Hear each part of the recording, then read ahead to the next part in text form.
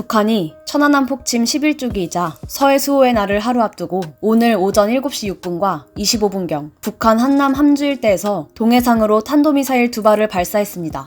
북한은 지난 21일 순항미사일 발사에 이어 탄도미사일을 발사한 것인데요. 지난 1월 조 바이든 미국 행정부의 등장 이후에는 처음 있는 도발입니다. 게다가 유엔 안전보장이사회의 제재 대상에서 벗어나는 순항미사일에 반해 탄도미사일은 사거리와 무관하게 제재에 위반됩니다. 앞서 도널드 트럼프 전임 행정부에선 북한이 탄도미사일을 발사하더라도 단거리면 큰 문제를 삼지 않았는데요. 최근 블링컨 국무장관 등 방안으로 한미연합훈련, 안보관계에 힘을 싣던 바이든 행정부의 반응과 주변국의 대응이 동시에 주목되고 있습니다.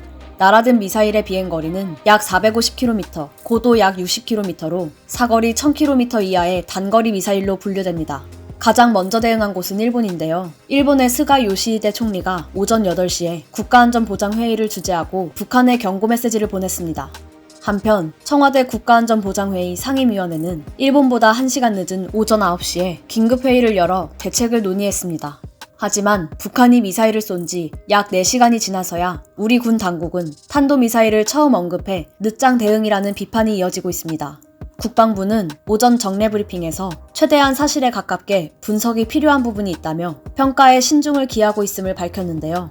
하지만 일본의 정보 공개 후에도 한두 시간이 소요된 점을 고려하면 지나친 신중함이라는 지적입니다.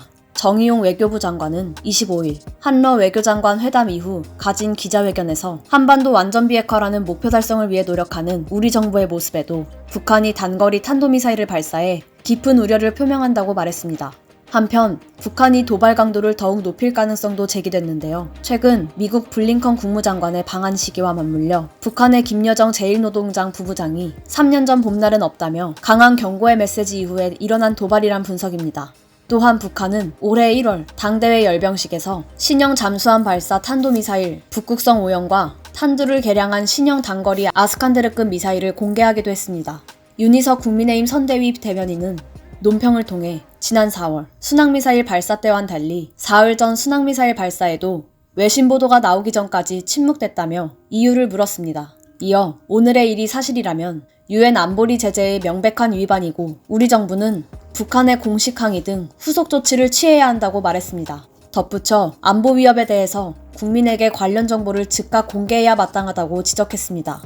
2010년 3월 26일에 발생했던 천안함 폭침과 더불어 연평해전 등으로 전사한 우리 국방 영웅들의 추모 때마저 탄도미사일 발사로 조롱하는 모습을 보인 북한.